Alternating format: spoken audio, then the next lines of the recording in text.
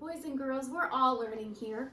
We're all learning how to learn online, and I'm working just as hard as you are to research and find better ways to connect with you. All this time we've been doing worksheets, you've been watching videos, a lot of you have been working really hard. I'm very impressed. Some of you that really struggled with fractions have blown them out of the water, and that is so great. Remember, fractions are a basis for math. They are following you. You have got to get these down and understand them so that you can progress in math in your upcoming years. So this is something new. It allows me to monitor a little bit more and help you out more. We're going to be using our Envision online. So what I want you to do this time is, if you have your workbook, you go to page 375 and you complete the assessment practice. It is 4 pages. And then you come to this video and you watch it with me. When you complete it, I also want you to go online and make sure you put your answers in these squares, and up in the top you'll see a turn in button. I want you to hit turn in. I want to see that you've done the work, where you're at, where you're struggling, where I can help. After you've turned it in and completed these pages, then you watch the video that explains it all out. After this video, you're going to go back onto your Envision and you're going to complete the assessment. Now, not all this has to be done in one day. You have a week to complete it all, okay? But if you receive an 80 or less on your assessment, it will be reassigned to you and you will redo it, because it's very clear to me that many students who have been doing all of this with me are definitely in the 90s, and that's where everyone should be. Okay, so we're going to get started. This would be similar to a review when we have our assessments and we do our review packet, and then you do the one online. So this is like our review, and that's how we're going to work this out. So we're going to look at our first problem here. It says, which rectangle has the greater area? A rectangle with a length of 1/12 foot and width of 3/4 foot, or a rectangle with a length of 1/16 foot and a width of 4/5 foot? First of all, when we are dealing with area, that is length times width, okay? So triangle A, we'll say the first one is A, is 1/12 times 3/4, and triangle B is 1/16 times 4/5. So we work those all out, and we have 3 48ths, and we have 4, see, 16 times 5, 80. Just got to double check that. Okay. These could all simplify down, okay? In fact, 3 will go into 48, so we'll go ahead and divide by 3, and it'll be 1/16, because 3 times 16 gives you 48. 4 will go into 40, so we'll divide out by 4, and we have 1/20. Okay. Now, I know most of you are saying, with my fractions, it's still just a 1 unit. Well, this is when you have to look down at your denominator and think of it once again as a pizza or a brownie pan. And if you had 16 friends, what would your piece look like? Your one piece. Compared to if you had to cut it into 20 pieces, what would your piece look like? So that tells us that the 1/16 is the bigger one, because one piece out of 16 would be bigger than one piece out of 20. All right. Alberto runs 3 1/4 miles each day, okay? So they're showing this in a model. They've taken it, they have n total, because you don't know your total, and they've done 3 1/4 7 times, because there's 7 days in a week. Write an equation using the variable would be n in this case, to model how far he runs in 7 days. So we're going to take our 3 1/4 times 7 would equal n. That's all it's asking us in that one. So now B says, how far does he run in 7 days? So now it wants us to solve this. Now remember, when we are going to multiply a mixed number, we have to convert it into an improper. We have to get mad. We multiply, we add, and we keep our denominator. So we would take this and we'd say 3 times 4 is 12, plus 1 is 13. So it would be 13/4 times 7/1, because there's always that 1 down below a whole number. So 13 times 7, I'll do it over here, is 91. So it would be 91 fourths. That's an improper, so we have to house divide. We take 91, we divide it by 4. 4 goes into 9 2 times, which is an 8. Subtract, bring down our 1. 4 goes into 11 2 times, which is 8. 11 minus 8 is 3. So we have 22 and 3 fourths. Okay, so how far does he run in 7 days? He runs 22 and 3/4 of a mile. Okay, now this one, which it says, explain how to estimate how far he would run in 11 days. So let's rewrite our thing. We have 3 and 1/4, okay? And if I were to estimate this, I estimate it on a number line based on 0, benchmarks, 0, half, and 1. Well, 1/4, is that closer to a 0, a half, or a whole? It is definitely closer to a 0. So 3 and 1/4 would estimate to 3, okay? And then it wanted to know in 11 days. So my estimation would be 3 times 11, which equals 33. Okay? So the estimate of this would be that he ran 33 miles. Now he ran 22 and 3/4. That's not off that much. So that would still be reasonable in his running totals. Okay, all right. Now on that assessment, they're doing a lot of your estimations. Remember, that goes back to your benchmarks when you're dealing with your fractions. Number 3, is the following equation true? Okay, well, if I already see the smaller numbers here, I'm going to take a guess that that's probably been simplified. So I need to start this out and double check that before I just automatically assume. Okay, 5 times 8 is 40. 6 times 4 is 24. Now, this is one of those problems that we've talked about where we don't typically simplify down an improper fraction, but we've seen these on the tests, and that's what's happened here because we have a bigger number and a smaller denominator. So therefore, they didn't turn it into a mix, they just simplified it down. And if we did that, we can see that if we would take, 8 goes into both of these. So if we divide both of them by 8, we would get 5/3. And then, so therefore, this answer is true. Okay. Complete the equation and show your work. So we have 16 times 5/8. We would end up putting a 1 under the 16, so it makes us go across, okay? And 16 times 5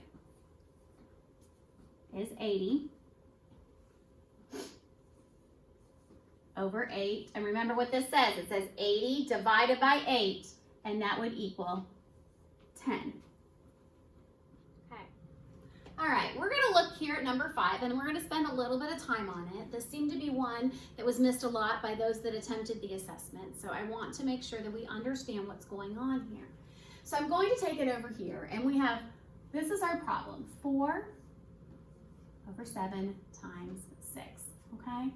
Now, we've learned that we can put this into words, and if I were to put it into word form, I'm saying 4 divided by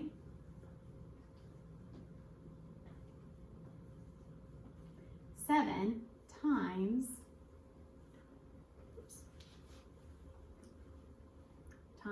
6. Okay, so there's my word form. So in other words, I am saying 4 divided by 7 times 6. So that's equivalent, okay?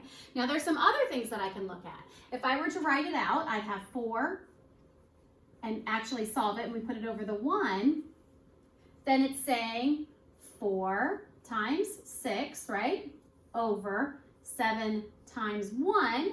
So you could also say 4 times 6 over 7. So that would be 4 times 6 divided by 7. See how we got to all of that? Now to really mess with your mind, we can throw some associative property into this one. And if I did 4 times 6, then why couldn't I do 6 times 4 divided by 7? It's the same thing.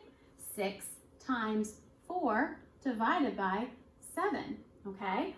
Or 6/7 times 4. Now, this might blow some of your minds right here, but all this is showing us is the associative property.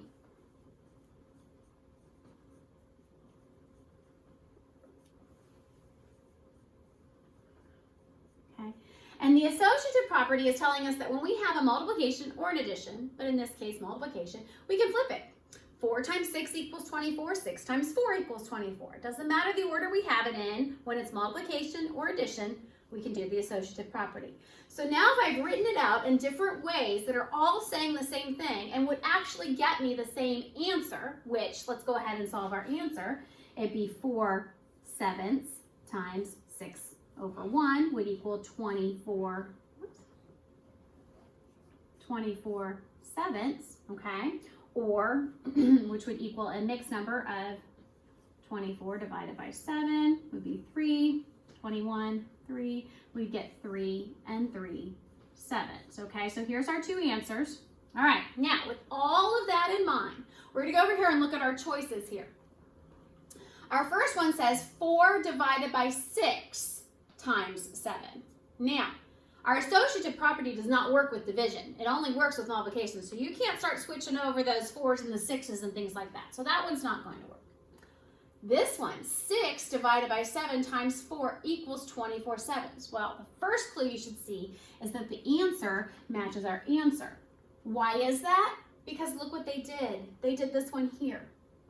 6 times 4 divided by 7, or 6/7 times 4. So this one is correct. So this one is using the associative property.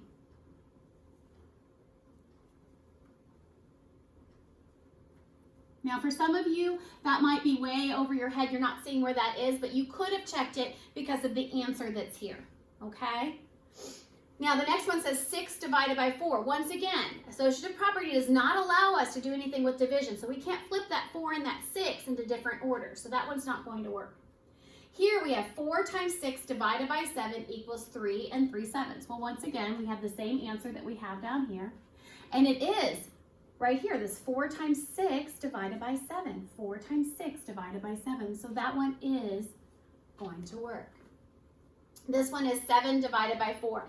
Once again, we cannot flip our division. We can only flip our multiplication with associative property, okay? I understand if some of you struggle with seeing all that's going on here. Remember, there's just things that will come as you get better and better with your fractions, and this is one of them. But challenge yourself to play around with it. Solve the 6/7 times 4 and see what answer you get. And you might start to see where that comes from, okay? All right, on to number 6. Tracy took a test that had 24 questions. She got 5/6 of the questions correct. How many questions did she answer correctly? Write an equation to model your work.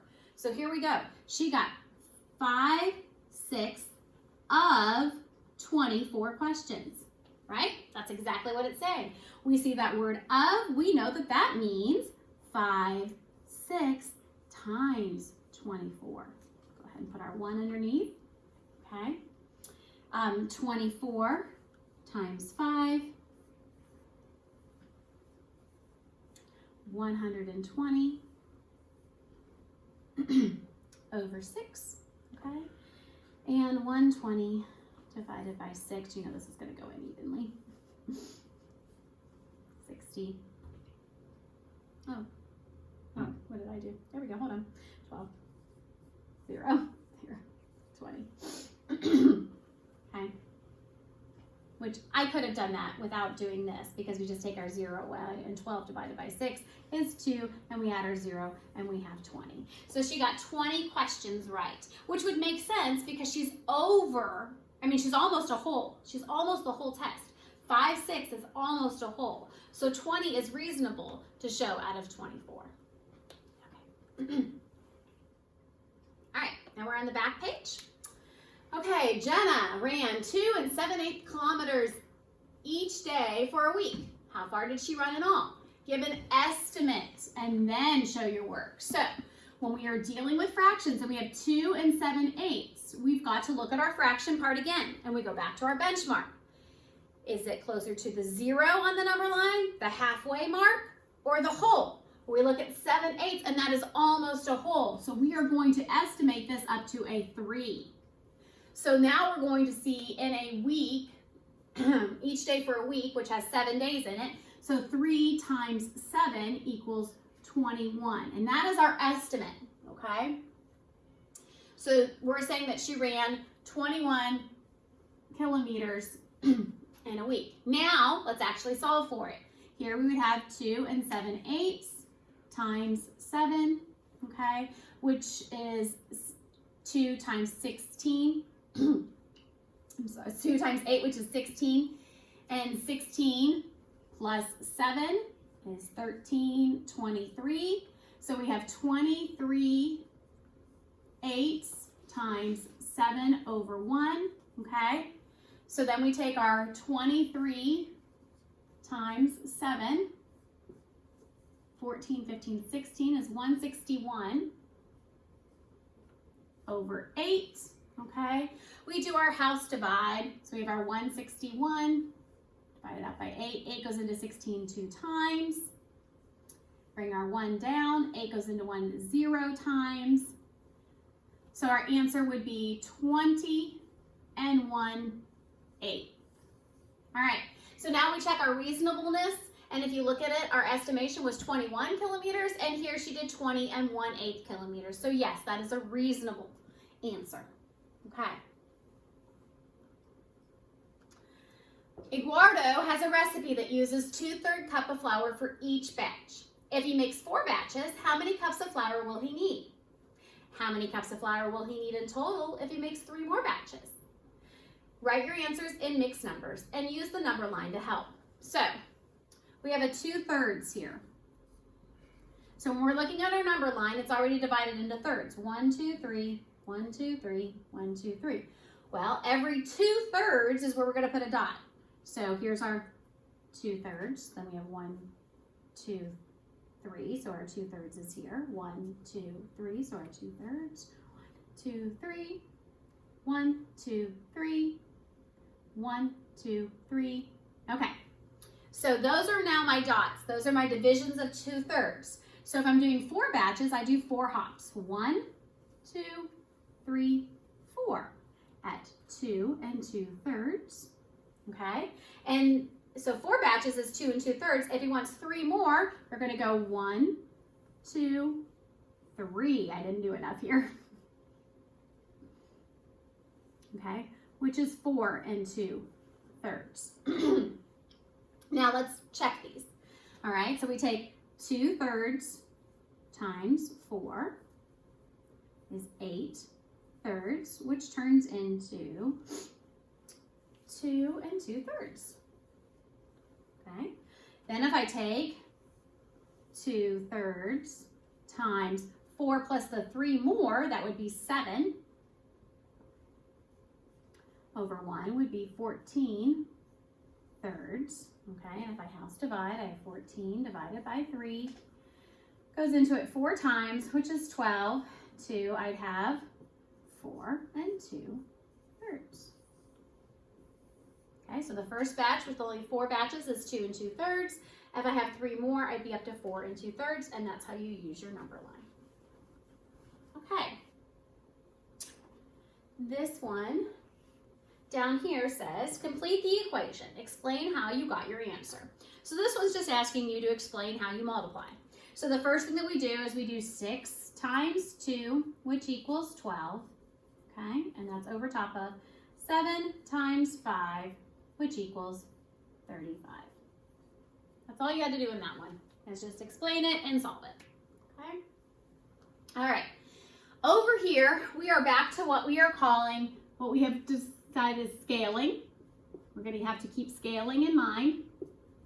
And that is where we're figuring out if it's greater than, less than, or equal to 1. Okay?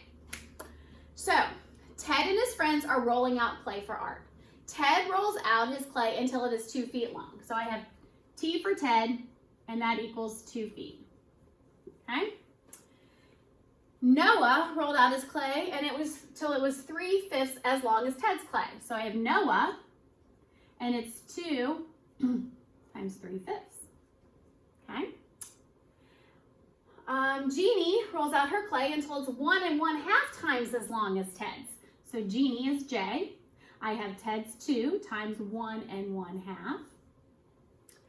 And Miles rolls out his clay, which is 5/5 as long as Clay's. So M for Miles, and that's going to be 2 times 5/5. All right, now, without completing the multiplication, whose clay is longer than Ted's clay? So once again, we are not solving this. We are looking at our scaling. So if we look at this, 3/5 is less than 1. So that's going to be smaller than Ted's. 1 1/2 is greater than 1. So that's going to be greater than Ted's. And 5/5 is equal to 1. So whose is greater? This one. Okay, so Jeannie's. Jeannie's is greater. Without completing the multiplication, whose clay is shorter than Ted's? Well, the shorter one is the 3/5. So Noah's is shorter. Okay, and then without, whose clay is the same length as Ted's? And how can you tell? Well, that would be the 5/5 because it's equal to, so this one would be Miles. Okay. All right. Number 11, find the product of 7/8 times 9/10, then write another product with the same answer. All right.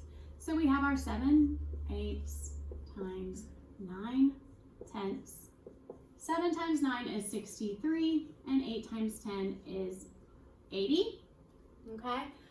Well, we don't need to make this any harder. We can just interchange them a little bit, and I'm going to do 7/10 times 9/8.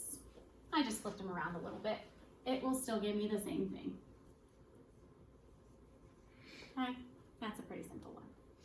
All right, number 12. Which of the following is equal to 4/7 times 11/15? Well, let's do this one. So it would be 4 times 11, which is 44. And 7 times 15, okay, well, let's do 7 times 15. 535, 105. Okay, so I have that all written out, all right? That's what this one does, so all of this together equals that. We can't do 4 times 7, remember, associative property, we could flip it. We could say 11 times 4, and we could say 15 times 7, okay?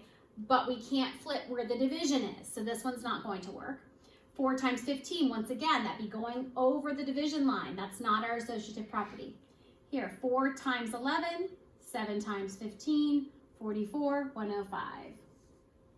7 times 15 and 4 times 11, once again, that's flipping it, which is giving us a mixed number, which is meaning more. So you cannot, even though you're only flipping here, you're also flipping over the division line. You can't do that. So the only one that's right is C. All right, number 13. Members of a landscaping company built a retaining wall. They used brick to make the top 2/3 of the wall. What is the height of the brick portion? So they only want to know this portion, which this is giving us the whole, and this is giving us the whole, which we know would be, area would be length times width, okay? But they're only asking us about the brick portion. So they said that 2/3 of the height, 2 3/4. Okay, so 2/3 of the height of the wall. Once again, if we rewrite that out and change the of to a multiplication, it'd be 2/3 times 2 3/4. We need to adjust our mixed number into an improper. All right, so we have 2/3 times 4. 2 times 4 is 8, plus 3 is 11 over 4. We have 22/12. Okay, and that's going to be a big mixed number, but 12 into 22, we know that it only going to go one time because 2 times 12 is 24. All right, so then we have 10, so this would equal 1 10/12.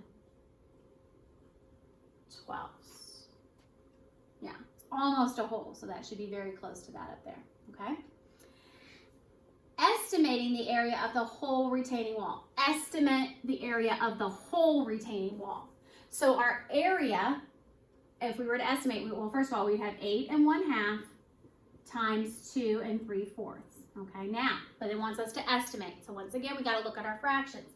Be very careful with this 8 1/2 because it's a 1 up there, but it's half, which means if you were thinking about rounding other numbers, if you're at 5 or more, raise the score.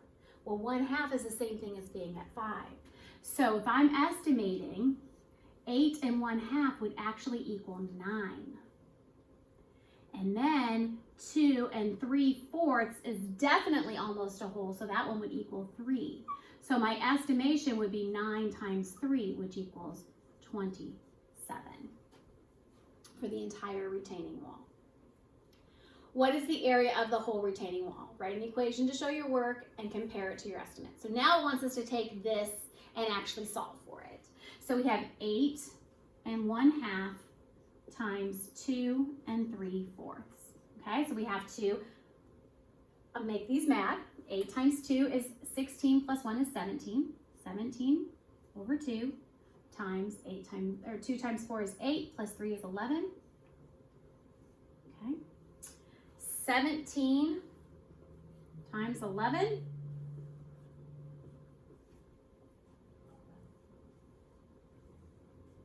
187 over 8. Okay. Now we have to do our division. So we have 187 divided by 8. 8 goes into 18 2 times, which is 16. Subtract, bring down. 8 goes into 27 3 times, which is 24. Subtract, we have 23 3/8. So our answer is 23 3/8. Okay, in comparison to 27, that is still within a reasonable rate. So we would say that that is a reasonable answer. All right, this is our last page of our assessment. So once you've completed this and you feel pretty good about this, I want you to now go to your online assessment. Now, if you've already done it and you got an 80% or greater on that, awesome. You don't have to redo it. Great job. You get a little bit of a break this week. Okay. Tyler's family rented 15 DVDs last month. So this is showing the 15 DVDs, okay? And if we look at this, we have 5 rows and 3 columns. Okay, 5 rows and 3 columns. Of the 15 DVDs, 1/5 were documentaries. How many of the movies were documentaries? So 1/5 of 15. Okay, so 1/5, well, my rows are in fifths, so one of those would be this area right here. Okay, so that is 3. Now I can go ahead and solve for it and double check that. 1/5 times 15 over 1 would be 15/5, which 15 divided by 5 is 3. All right. Of the 15 DVDs, 3/5 were comedies. How many movies were comedies? So once again, 3/5 of 15. Okay, I'll use a different color for this one. Well, 5 means I have to go with the rows again, and I need to do 3 of these rows. So 1, 2, 3 of these rows. 1, 2, 3, 4, 5, 6, 7, 8, 9. Okay. So if I take this one down here, I have 3/5 times 15 over 1. 3 times 15 is 45 over 5. 45 divided by 5 is 9. Okay. What relationship do you notice between the number of comedies and the number of documentaries? Now what this one is asking is a ratio, okay? So basically all you're saying is that you have 3 documentaries and you have 9 comedies, okay? So there's 3 times as many comedies.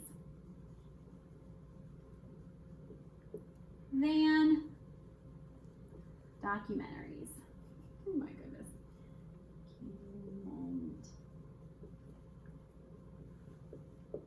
That's all that's saying. All right.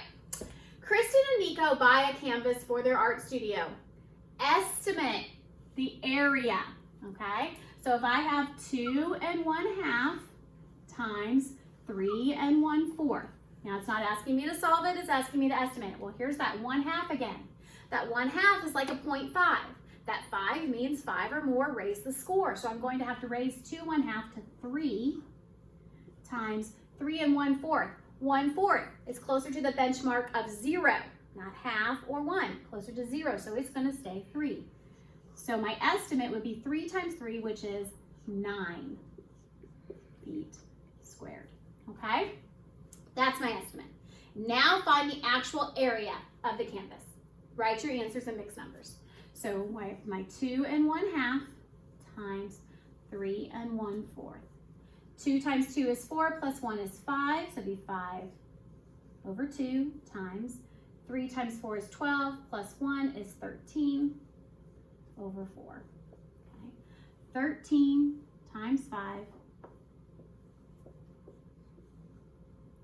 65. 2 times 4 is 8. It says turn it into a mixed number, so I'm taking 65 divided by 8. 8 goes into 65 8 times, which is 64. 1, so this would equal 8 and 1, 8. Compare your answer to your estimate to see if your answer is reasonable. Well, my estimate was 9. My actual answer is 8 and 1, 8. So yes, that is a reasonable answer. And that concludes our practice assessment. At this point, please go online and take the Topic 8 online assessment. It has been reassigned to you if you got less than an 80%. If you didn't get less than 80%, great job, keep up the good work.